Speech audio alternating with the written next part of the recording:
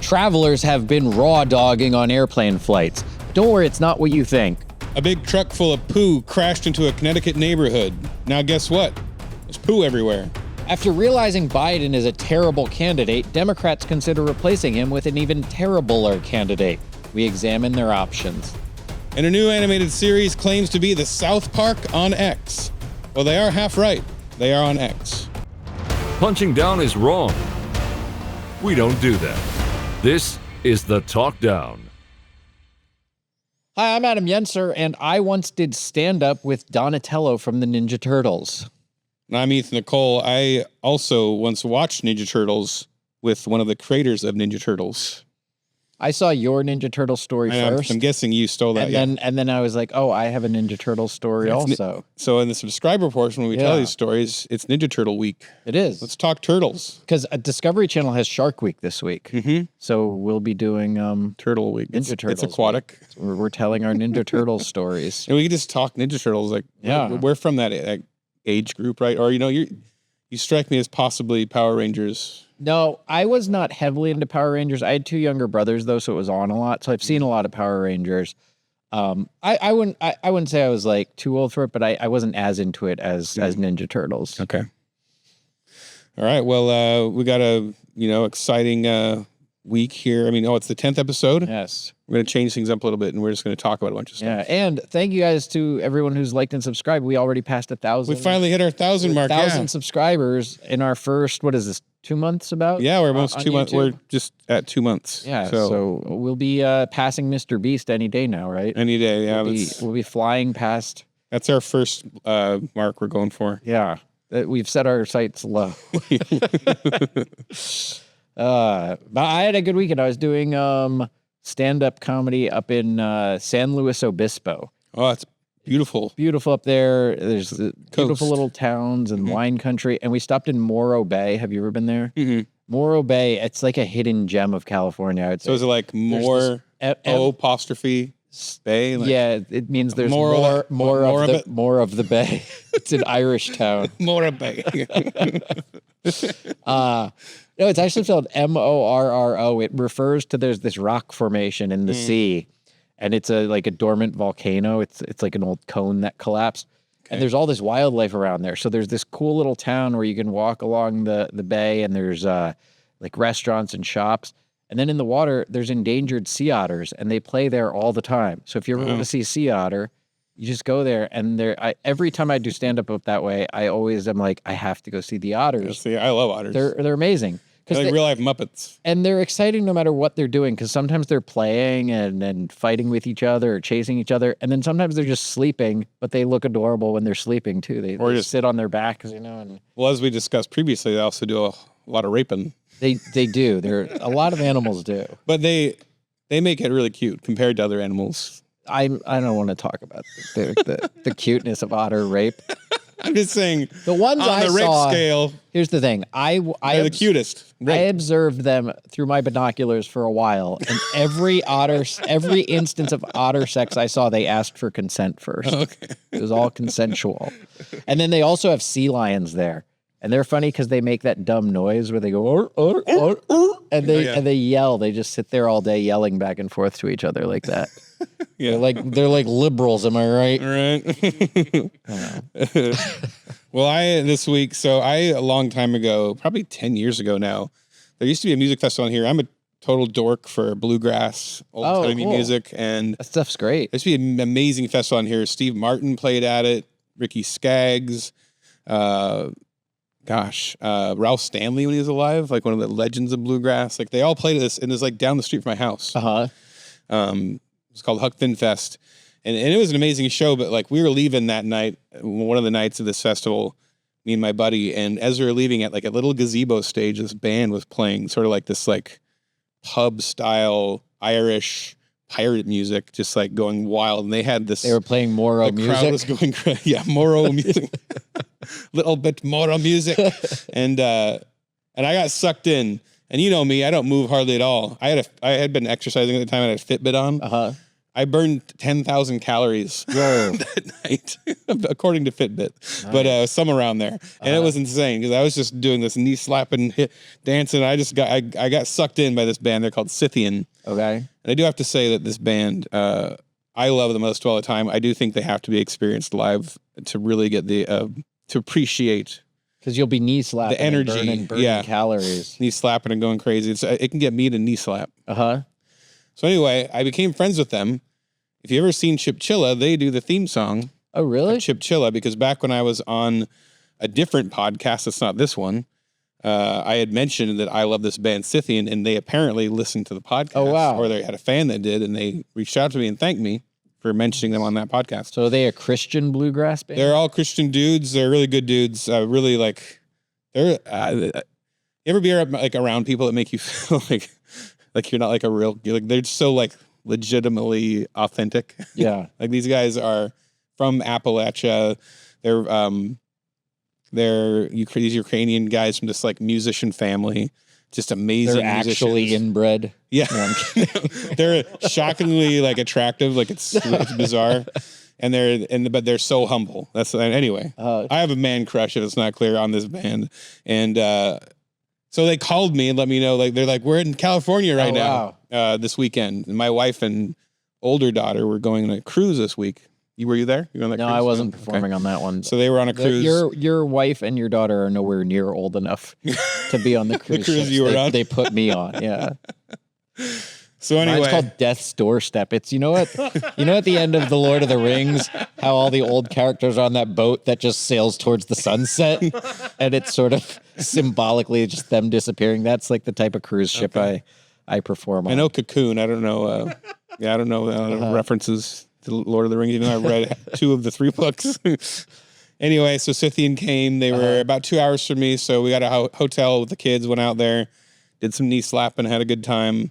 And that's really it was a blast though. I love those guys. And it's the big thing for me is they haven't been back to the West Coast. They're from like Appalachia. DC. Yeah, Appalachia. They live up in the boonies. Up in the boons. Yeah, Virginia actually, I think is where they're at. So so I was excited to see him. And if you like that kind of music, you like anything like I would argue described, that type of music, like bluegrass, and the same with like Irish folk music. No matter what type of music you're into, when you see that stuff live, it's just fun. It's just fun. Yeah, that's what it's made for. That's when it was that invented, kind of right? Music, yeah. Right.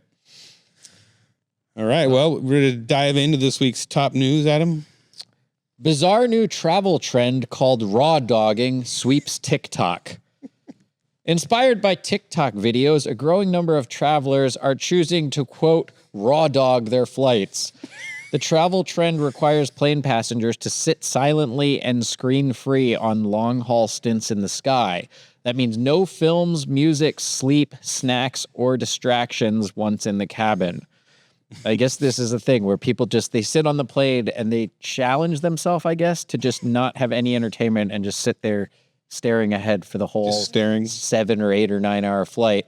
One user, a Manchester-based DJ and producer, wrote, "Just raw dogged a 7 hour flight, new personal best. No headphones, no movie, no water, nothing." He doesn't even drink water. Not even water? It just sounds like you're torturing yourself. He added, "Incredible. The power of my mind knows no bounds."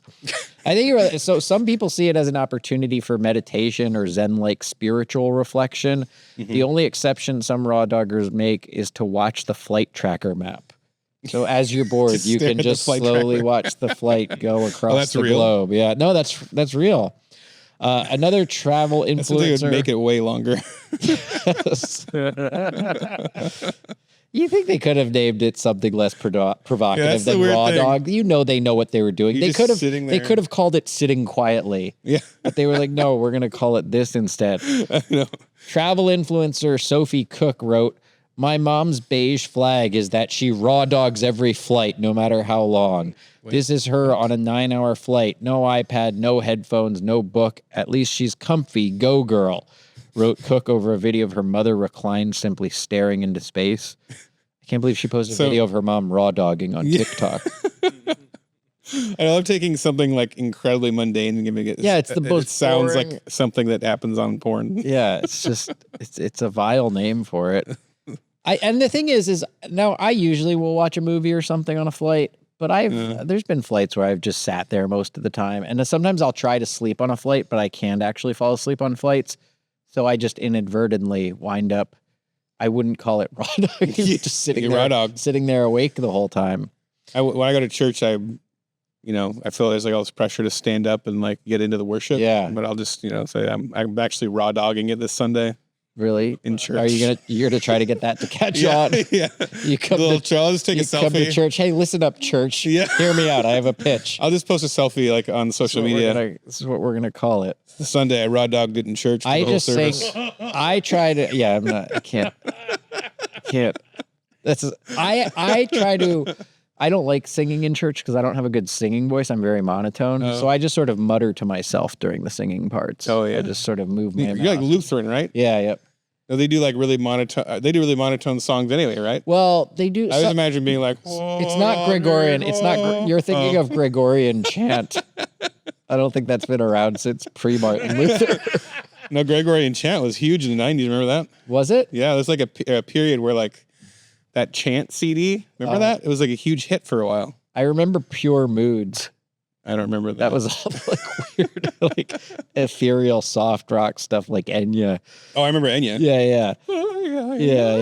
I don't remember that a Gregorian chant made. I think it was early 90s, around the same time Madonna. I think it was around Madonna, like the Dick Tracy soundtrack. You're probably so young. I was like, no, 9. I love Dick Tracy. I watched that movie over and over again.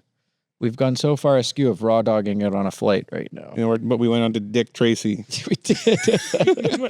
This is what I've always wondered about Dick Tracy. Okay. Okay. Sure. So all the characters in Dick Tracy had descriptive names, like Flat Top had a flat top, right? And Itchy itched, and Little Face had a little face. Mm-hmm. So what did Dick Tracy do? Artwork. Yeah. This obscene artwork. All right. I think that story's given us as much as it'll give us. All right. Well, on to our number 2 story of the week. Manure truck crash covers Connecticut homes and yards in liquid feces. Disgusting. Yeah, that was the number 2 story. I got it. Okay, just making I sure. like that transition. It was number 2, and then the story is about There's a double meaning, really. Yes. Just like raw dogging. It sort of now has a triple. Is it? What's the other meaning? I don't know. It's eating a hot dog without cooking it, I think. Yeah. They're already cooked, so it's fine. Mm-hmm. Residents of a Connecticut neighborhood are dealing with a stinky situation after a manure truck rolled over, collided with a car, and spilled its odoriferous cargo. Ann Bedard, whose house is located at the intersection of Deerfield Road and Bremen Hollow Road in Pomfret, said she heard the sound of the crash and rushed to investigate. I like how they give this woman's basically her whole address in this story. You want to know where she is. Ann Bedard of Deerfield Road at the corner of Bremen Hollow. Yeah, you got to see like the giant brown footprint of this thing. She discovered a manure truck had rolled over and struck her neighbor's car, causing it to spray manure on her yard, a neighbor's yard, and their homes.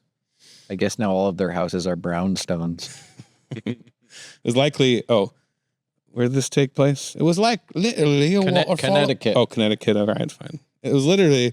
I don't know. Hold on. What was that? What was that? I was going to go like British. Oh, okay. Or kind of like some kind of English person. No, this was... Can you do the New England accent? I don't know. Connecticut's kind of like the pack the cat. I'm not going to do any accent. Right. Isn't that clear by now? All right. It was like literally a waterfall of brown, Bedard told the TV station. All of a sudden, we see the sewer come out of the truck. The whole sewer? And then the patrol, that's why I thought it was British, because she says the petrol was coming out of the top. It just flooded down our property.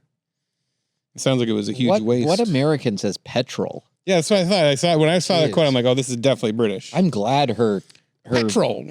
I'm glad her house got sprayed with diarrhea. She's gonna talk. She's gonna talk like that. Nicholas Provost, co-owner of M Provost Trucking, was on the scene with a team Wednesday to help clean up the spill. They showed up with a gigantic roll of toilet paper. The quilted kind, those bears. Yeah, it's a quilted. Yeah, you got to get the extra. Yeah, the bears. We're going down 3 or 4 inches to make sure that nothing seeped beyond that, Provost said. Then we'll come back in tomorrow with fresh material and seed and replace everything that gets dug up today. I just imagine him being real grizzled. They're going to have a beautiful lawn because they're going to reseed and manure. Yeah, manure. It's going to be very The grass rich. will be greener on their side of the fence. And And all the petrol will, I don't know. All the petrol. It'll speed up the growing. Yeah. Pomfret Fire Department Chief Brett Sheldon said the cause of the Tuesday evening crash still under investigation. I think it's probably just a crappy driver. He said the driver of the truck sustained only minor injuries, but man, he freaking reeks. At least here in California, our streets are just covered with human feces, not manure. Gross. Manure is, I mean, you know, it's just grass, reprocessed grass, right? So, sounds bad. Oh, anyway, it's going to take a long time to finish that cleanup. And speaking of Finnish, every year this Finnish city blasts classical music to keep the youths away. For the past few years, police in this Finnish city of Espoo, wait a minute, Espoo? Espoo should be the name of this city that got covered in manure. They asked them, what's that stuff all over your house and your streets? Espoo. Espoo. Employing an intriguing tactic to keep youths from partying on a local beach, blasting classical music from loudspeakers. There's no scientific evidence that young people have an aversion to classical music, but police in Espoo swear that it works, and the fact that they have been using this tactic for the last 6 years is a testament to that. Apparently, at the end of the school year, the beach in Espoo's Haukalahati neighborhood becomes a popular gathering place for youths eager to party until the late hours of the night. Local authorities had tried multiple other methods to disperse youths, but nothing was working. Not quite as well as classified classical music masterpieces like Strauss's The Blue Danube. How do you say that? Danube? Danube, I think. Danube. Good job. Vivaldi's Four Seasons and Schubert's whatever. Ave Maria. So it's kind of like douchebag Citronella, like just all these guys. Bro. That's weird because those are all beautiful works of music. Yeah. Bro, it's so boring, bro. I get youths maybe not being into classical music, but it's weird that it repels them. Yeah. No, you know, it's kind of fascinating. Like if I heard Four Seasons playing, yeah, it wouldn't, you know, I'd be like, oh, that's a fancy place over there. Yeah. Or if you were like really riffraff when you like blast your music over it or something. Yeah. I don't know. And the Finnish people, they like all that death metal, right? That's where a lot of the all those they do. dark screaming metal. Well, those are the youths. So maybe this is the yeah.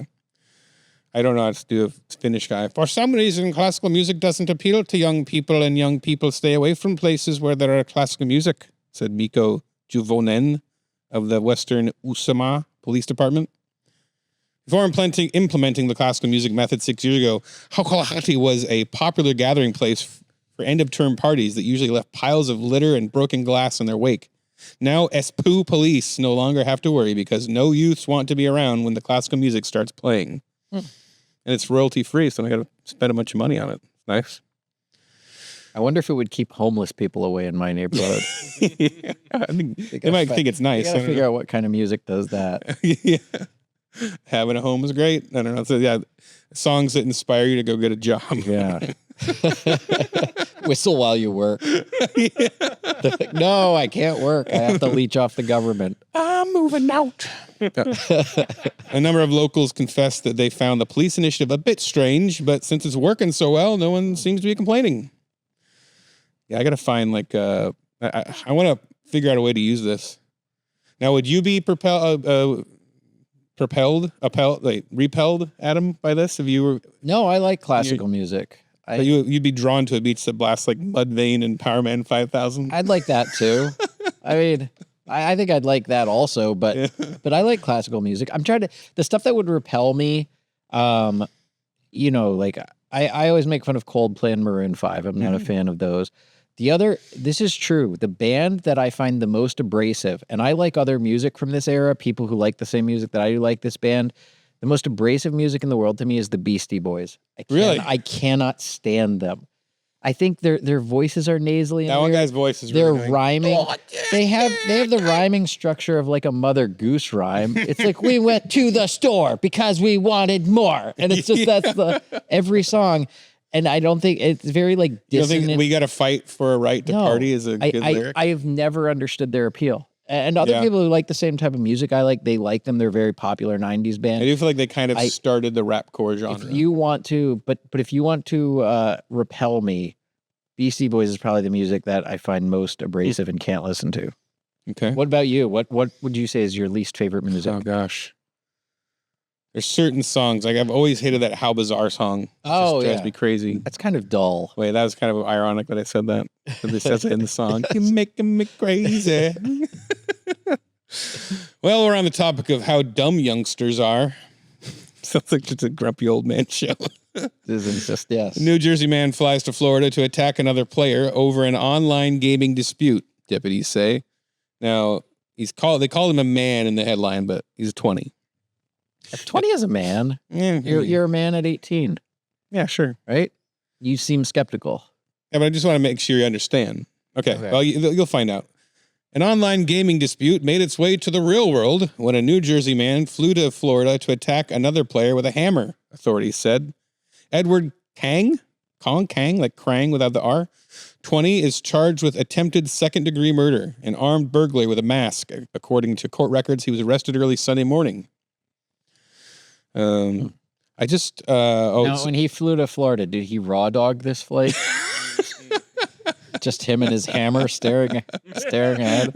Are you allowed to bring a hammer on a flight? Yeah. No, I had to buy it. You would get there. Oh, okay. All right. I just want to let you know this is a weird one. Nassau County Sheriff Bill Leeper said during the news conference on Monday. Some things you just can't make up. Kang and the victim, another young man around the same age as Kang, had never met in real life, but they both played Arc Age, a medieval fantasy massively multiplayer online role-playing game, Leeper said. So Kang flew from New York, raw dogging the whole way, New Jersey to Jacksonville. Just imagine, he's probably staring at a picture of this guy, his avatar. I don't know if they'd ever met. I always want to write a story about a guy, like two guys who fight in the comment section and suddenly decide to meet each other. Anyway, after telling his mother that he was going to visit a friend that he had met while playing a video game, officials said. I just imagine he has like a sack full of duct tape and chloroform and hammers. But he's just excited he's going outside. Yeah. Oh, he's going out. Officials didn't say how Kang learned where the victim lives, but upon arrival, Kang took an Uber to a hotel and then bought a hammer at a local hardware store. It's a little disappointing because this guy's a medieval fantasy game guy and he didn't buy a giant axe. Yeah. You think he'd go for a medieval weapon? Yeah, or go to like one of those sword stores. You'd think he'd trebuchet. Trebuchet. Just rings the doorbell. Crank. Bing bong. Trebuchet. Kang went to the victim's home, which was unlocked around 2 a.m. The victim was walking out of his bedroom, as gamers do. Me too. He was confronted by Kang, who hit him on the head with the hammer, and it made the sound of his name, Kang. The two struggled as the victim called for help. His father responded and helped to restrain Kang until police arrived. The father said that he could hear from the hallway the sounds of "Stop it! Stop it!" The victim suffered several head wounds that were not considered life-threatening, officials said. He received staples at the hospital. I love that he got repeatedly hit on the head by a hammer. Yeah. And the nurses are like, dude, look at the guy that was hitting you. You're fine. You have to be, you have to either have to be a weak attacker or have a particularly thick skull to have several hammer injuries to the head and have them not be considered. Yeah, they're like, you're good. Once in custody, Kang told investigators that the victim is a bad person online. Well, he's a kind of a bad person in the real world. I feel like almost everyone is a bad person online. Right. He also asked deputies. Let he who is not a bad person online swing the first hammer. That's exactly what I always say. Okay, bring it back to the Bible, Adam. Yeah. So I love this. He asked deputies, like, imagine he's just sitting in the back of the cop car with his bloody hammer. How much jail time do people get for breaking and entering an assault? I would say, Mr. Kang, it's going to be a long time before you play video games again, Leeper said. I think they got dialogue from the scene. Yeah, they really were descriptive. Now, the question I have after all this is, does anyone know whether Nancy Pelosi's husband plays Arc Age online? Because that would explain a lot.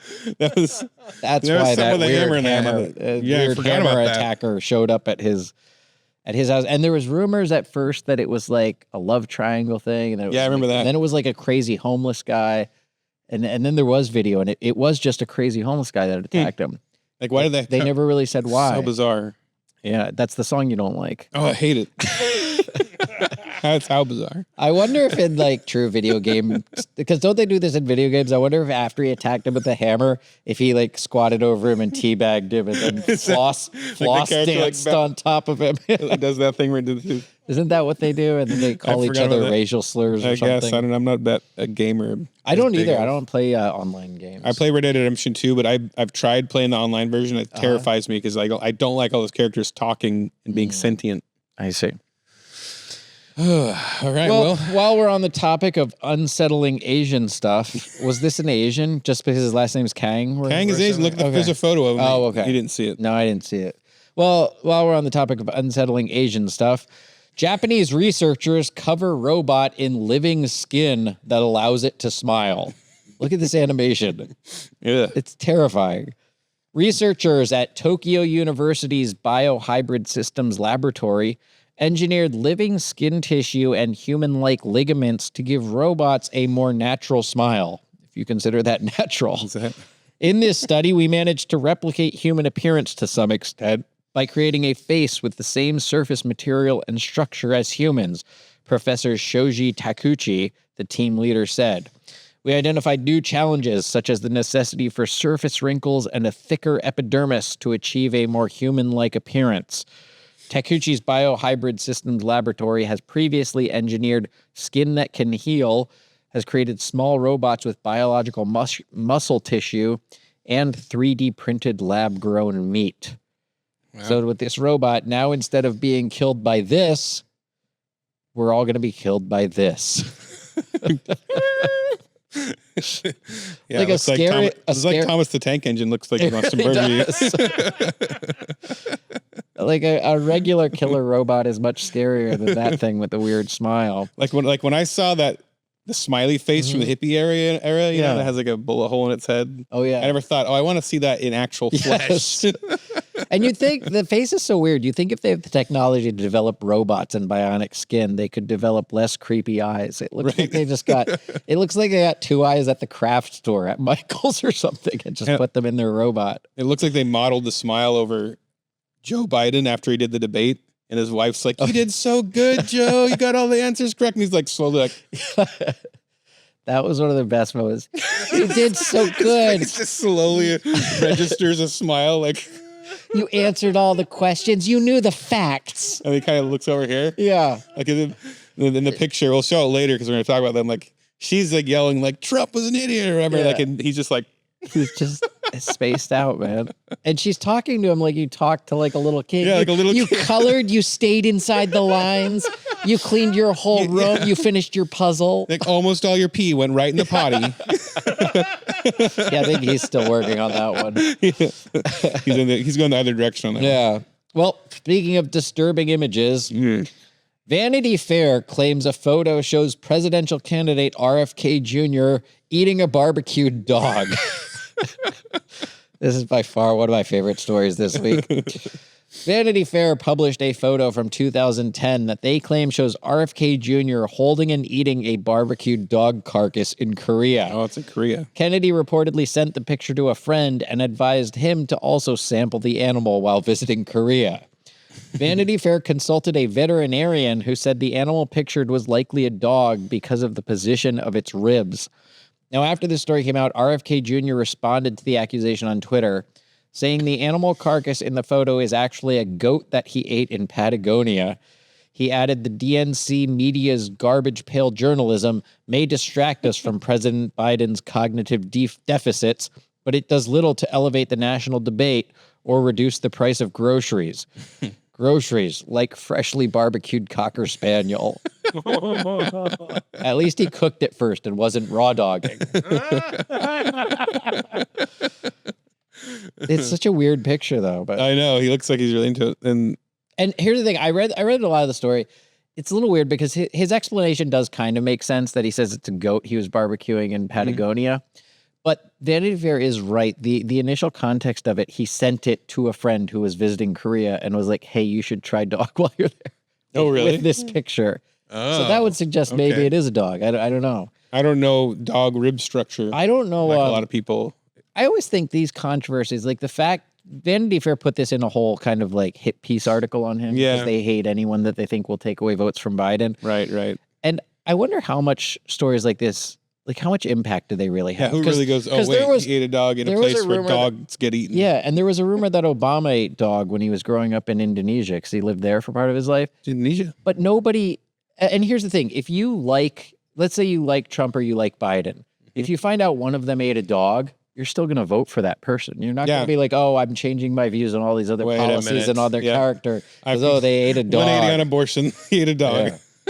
But you know how not as many people, they're worried. We talked about this story last week that, what's his name, Joey Chestnuts isn't going to be at the hot dog eating contest. Oh, yeah. I feel like they could bring back the viewers if they feature at the hot dog eating contest RFK Jr. devouring an entire Real dog eating contest. Barbecued dog literal eating dog contest. Yes.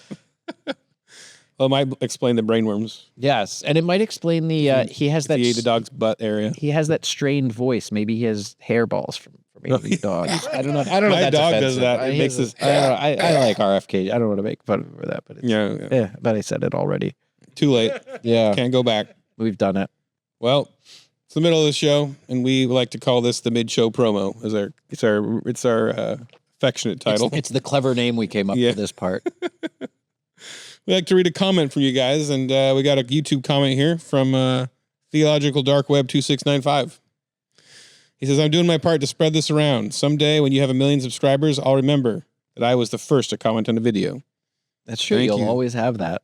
Yes. And we're on our way. We got 1,000. We hit our 1,000. By my calculation, we should reach 1 million in a week or two, right? Yeah. I mean, that's, if you look at the Laffer curve. Yeah. And here's our feature Apple podcast review from Talk Down Syndrome. I like that name, a.k.a. Lil Squeezy. If you like to talk down to tomatoes, if a squash can make you smile, if you like a lot of gay jokes up and down the political aisle, have we got a show for you? We should have Austin record that and use it in the intro. Now, do you know the reference? No, I don't know the reference. That better not be a Beastie Boys song. Exactly, yeah. Oh, what is that? That's VeggieTales. Oh, okay. If you like to talk to tomatoes, yeah.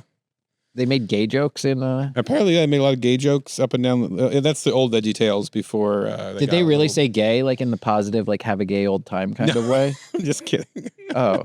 They're doing this guy, Little Squeezy. Uh-huh. Little Squeezy without a U, so it might be a little skeezy. Little skeezy. Unless it's like, cheesy, if it's like the opinion, I don't know. So if you like to talk to tomatoes, if squash make you smile, I think that's the real lyrics, if I remember right. And then he added his own twist and said, if you like a lot of gay jokes and all down the profile, we got a show for you.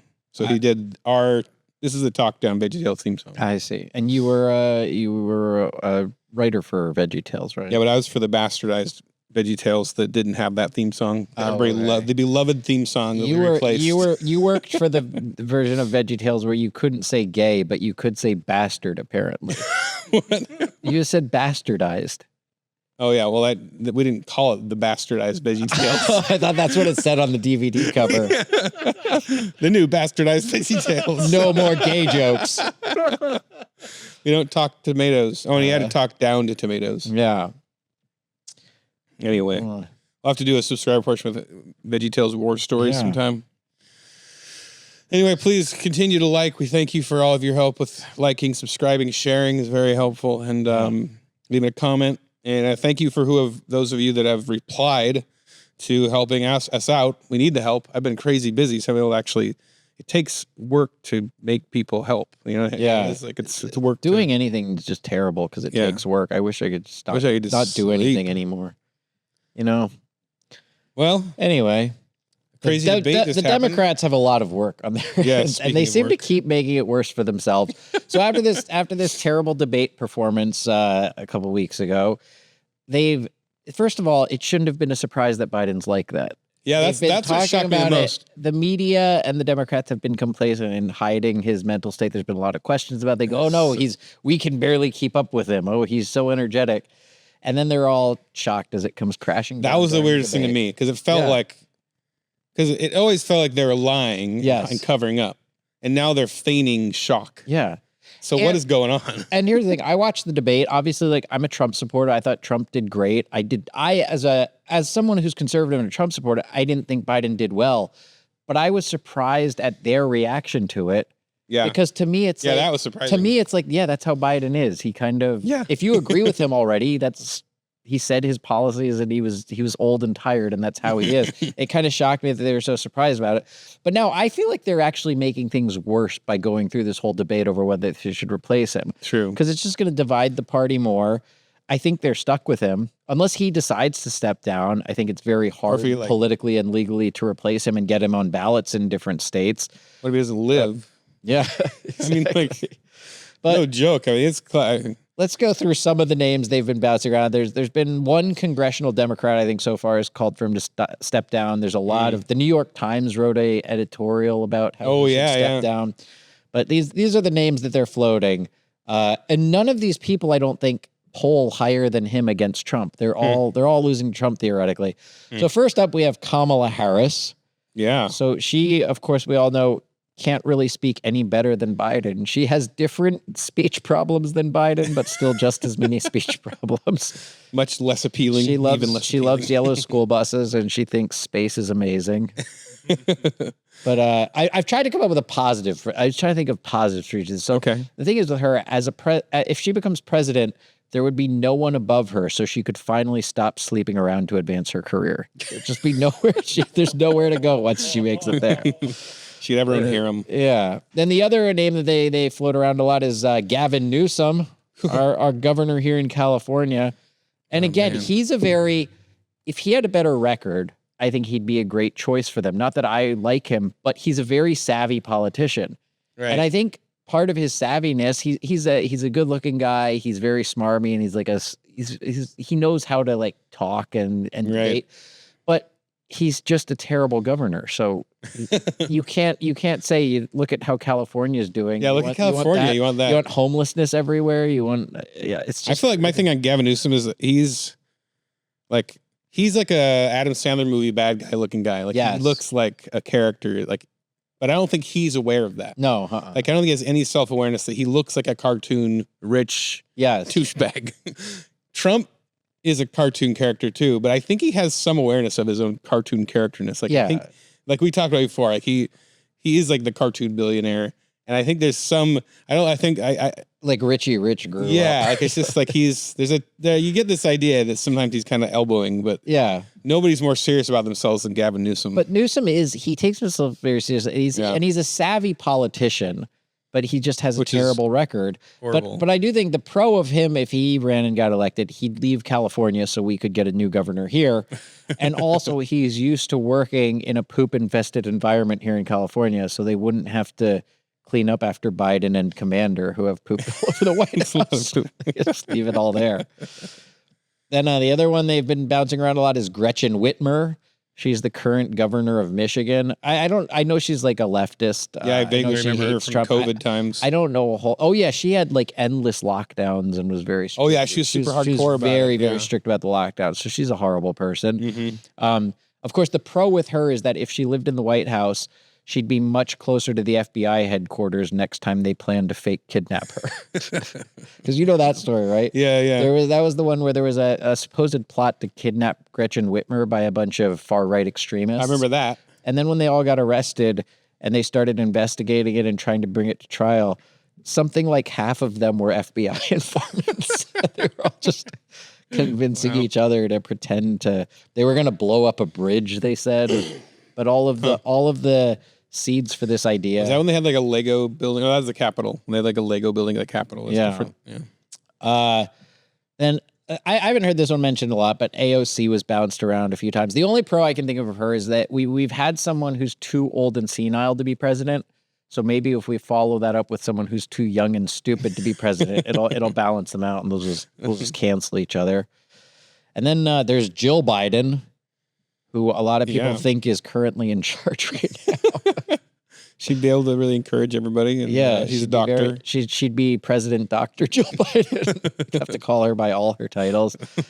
I don't know any pro for her other than I think things would just keep there'd be consistency in that everything. Maybe her and Joe would stick together. Like they'd just be a team. he could And he just kind of smile. He could sleep on a couch in his CPAP machine all day, and she could run the country as she could just say, as horribly as it's been run. She could just say what Joe is thinking. Right? Yeah. Okay. And then Hunter Biden I don't think they're actually considering him. I mean, dynasty. He's been invited to all these like high profile meetings at the White House. They're having the family and Democrat strategists come in, and it was reported that Hunter Biden has been attending these meetings. So they have you just have a family pass, convicted felon, get into whatever, and cokehead Hunter Biden. Yeah.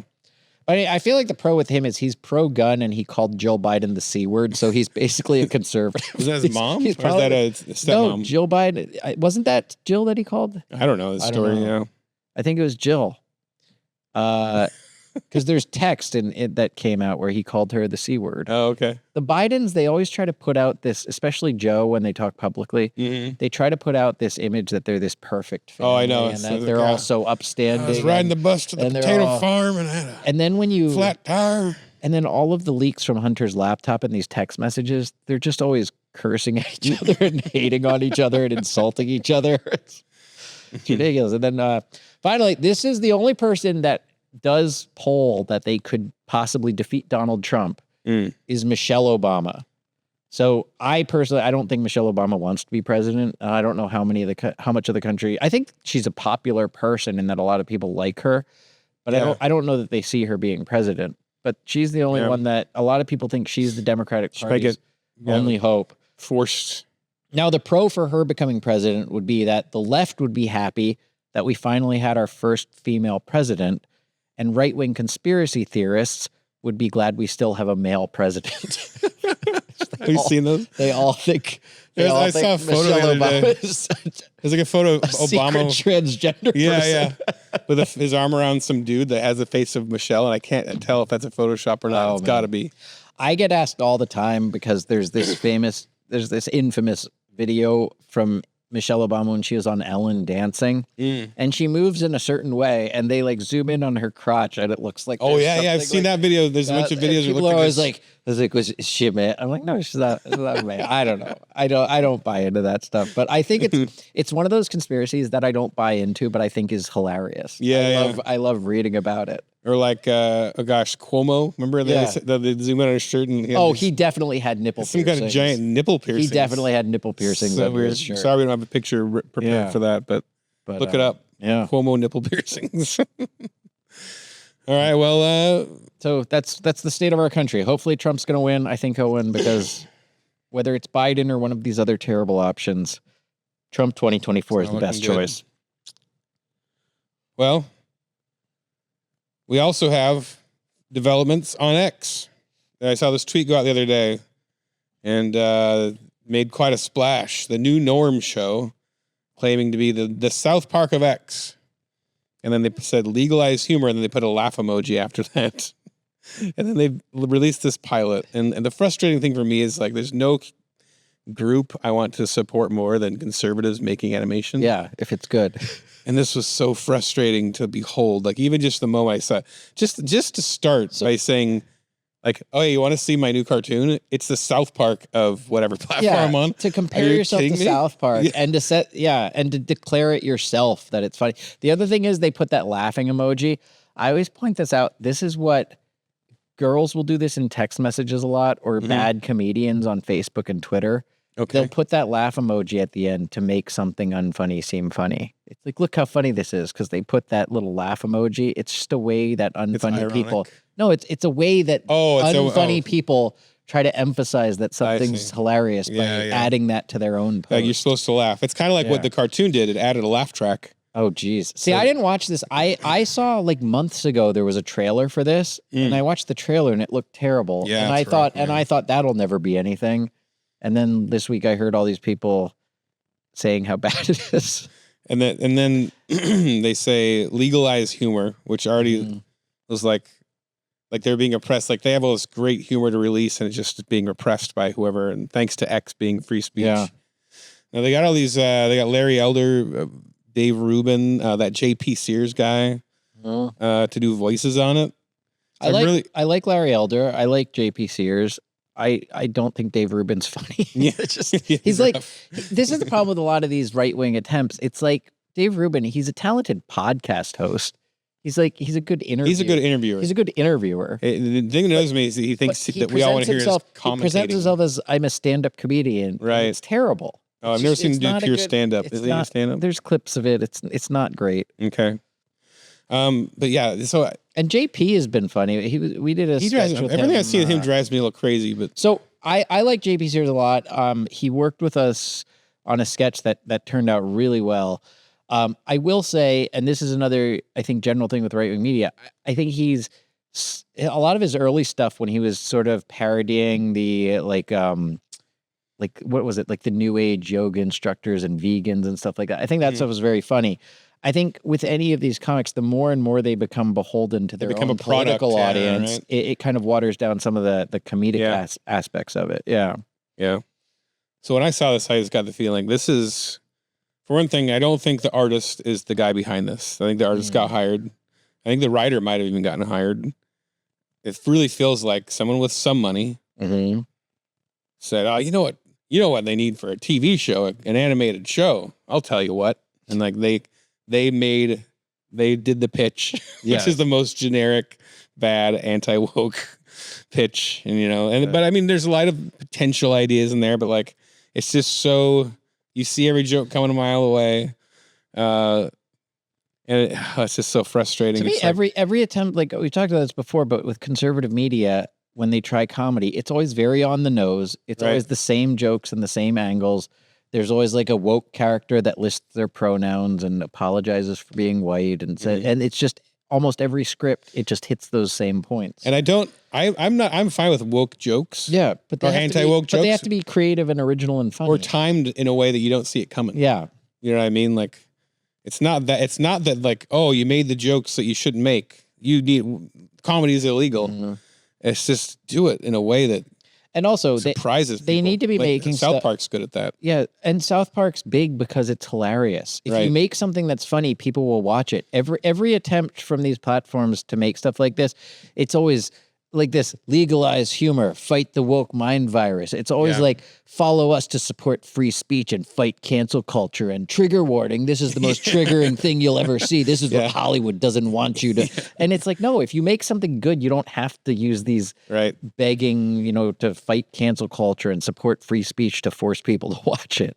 It does really feel, if you watch it, it feels AI generated. It's that bad. It's rough. But, so I don't know. I haven't watched it though. Maybe I'd really like it. Yeah, you might love it. Who knows? Because I like sometimes I'm very contrarian. So maybe I'll like it. I'll be like, all you guys, this is the new norm is awesome. It's the South Park of X. Dave Rubin really nailed it with this one, you guys. And whoever this is, they have connections to Larry. They can email Larry Elder, Rubin Report. I love Larry Elder. I love him. No, I'm just saying, like, so this has to be some of those connections to those people. Yeah. Somewhere in the entertainment conservative space, and they put this guy, because there's no information, can't find any information anywhere about who made this. Oh, yeah. The artist didn't put their name on it. That confused me the first time I saw the trailer for it. Like when I said months ago, I saw that they were making this, and I didn't understand who was producing it or where it Like, that's a bad sign if no one's putting their name on it. Yeah. And, anyway, I don't want to, like, hammer it into the ground too hard. I just, it's sad. It's sad that, like, this is what we got. Should I watch it? Should I give it a fair shot? Give it a fair shot. And next week I'll issue a retraction. There's some good drawings in it. I want to give the artist that.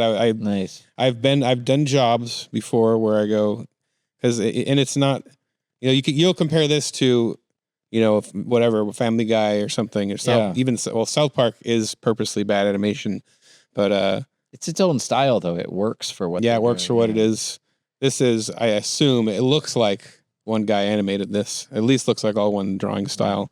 It's probably a small. It just looks like someone with a lot of money hired a guy off of Fiverr, had him animate this. He might even be in America, and got all these favors from voice actor for podcasters or whatever in the conservative space, and this is what we got. Anyway, there's like this big moment at the end where they like Elon Musk shows up, but it's clearly just like kissing his butt really bad. Did he do his own voice? And there's no voice, but it's like clearly like. He's like the big hero, like he saved free speech. I don't know.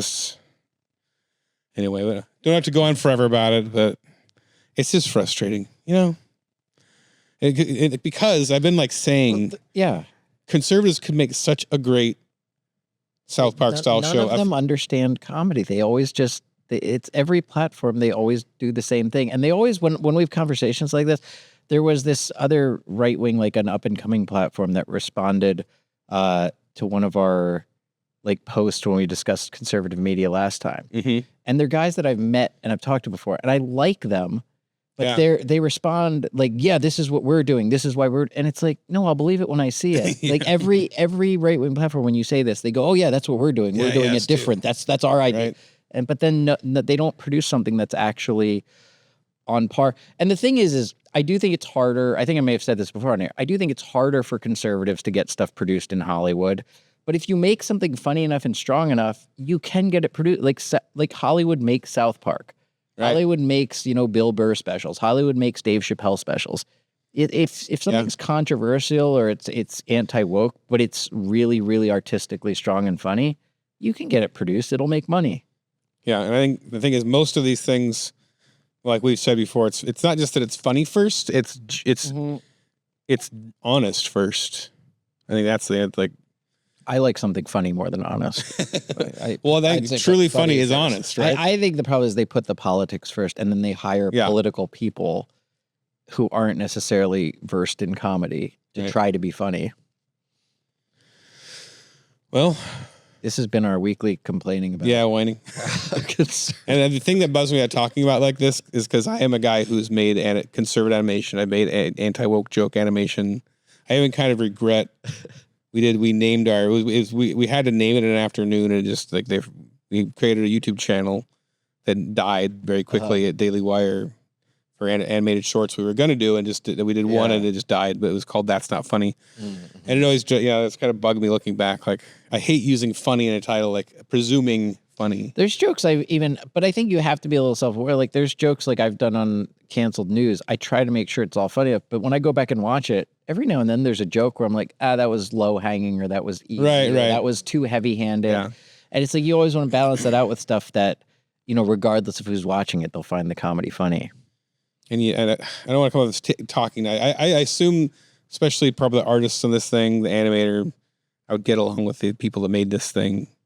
It's just a bummer that this is what we got. Like, and I should actually watch it. I'm here complaining about it. I haven't even watched it. Yeah. But just that tweet alone, it's such a bad plan. It's South Park effects. Why would you say that? Whenever they have to market something like that instead of on its own merits, it's not a good sign. And also, they say support this show and help fight the woke mind virus. Like, that's it. And whether or not it's that funny, you have to support it to fight for free speech. I mean, anytime that's your argument, you're already hiding behind something and not standing by your actual work. Anyway, I felt like it was nice because it kind of brought conservatives and liberals together. Like, everybody hated it. I could see. Everybody was. So they did bring people together from both sides. Yeah, they did. They're cool. Say that it's not good.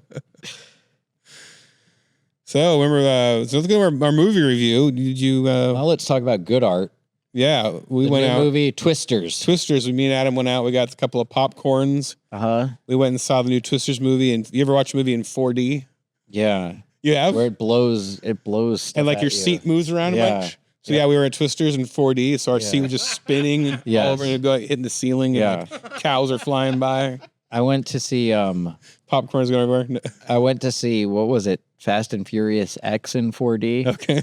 And there's you only do it once, right? Because I only did it once. I don't think it adds anything. It's to not the movie. appealing. It's just weird. It's like you're silly. On a couch that's lost its mind while you're trying to watch a movie. Did yours have this? Okay, so I went to see Fast and Furious X, and when there's an explosion, it's like air blasting your face. Yeah. And if there's like water, if someone gets stabbed, you feel a poke in your back. And you feel a poke in your back. But then also during the fight scenes, there was what I described to my friends a leg noodle. There's this little there's this little thing, and it goes back and forth in your legs. It's like a little rubber straw. It's a raw dog. And every time they fight, it goes against your legs. And I'm like, what? I was laughing. I was like, there's a leg noodle slapping me while these people. What is that? What experience is that recreating? So my 4D story.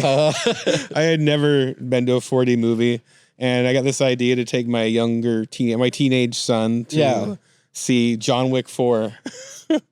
And I'm like, oh, 4D, that could be fun. You know, get a bonding experience with the kid. Now, John, like the 4D experience is like, it makes it like a ride. Right? Yes. So it could work on like a Top Gun movie where you're flying around a lot. But John Wick is literally just punching and shooting nonstop and stabbing. And every time that happens, the whole seat goes. Yeah. So like literally, I guess like this can't happen the whole movie. Yeah. It's a 2.5 hour movie. And we have popcorn. Like we have to hold on to our popcorn for dear life. Yeah. 2.5 hours. Yeah. I couldn't even watch it. How many calories did Fitbit say you burned during Your knee slapping. Yeah. The twisters. But literally my popcorn was flying out of the bucket. Yeah. It made no sense. It's crazy. I don't know. Like, I want to know if there's people that repeatedly go back for that. What I like, we got to do 4D again. Yeah. What I liked about Twisters is how many Twisters there were. It was not just one. It's plural. The problem, like aliens. The problem with the first Twister is that there was just one big Twister. Yeah. In this one, there's lots. I like multiple. There's lots of Twisters. Like M. Night Shyamalan level. Yes. Well, that's what's great about Twisters. There's not just Twisters in the sense of multiple tornadoes. There's multiple types of twist. They're playing Twister, and then Twisters hit. And then there's an M. Night Shyamalan twist in the movie. It's twisting all over the place. I learned this, that when there's 2 Twisters coming and then 2 over here, it's called a 2 for Twister. Oh. Twister. A 2 for Twister? 2 for Twister. A Twister. And that's what we thought of our... And then also there's that part where the bread goes into that machine and it gets warmer and it's a toaster. It's a toaster. Yeah. So anyway. And then they take the bread out and put it in a bag and they seal it with a twist tie. And then they get a guy who's a taster and he tastes it. Anyway. And then they get twist ice cream to celebrate that the Twisters are gone. Oh, if you like ice cream, I prefer it with my favorite candy bar that comes in 2 pieces because I'm kind of a Twixter. Oh, not a Twizzler? No, not Twizzler. Twizzler, yeah. All right. You know how I said sometimes I go back and watch stuff later and I'm like, oh, I shouldn't have done that joke. Yeah. That was lame. Was that this? Most of it.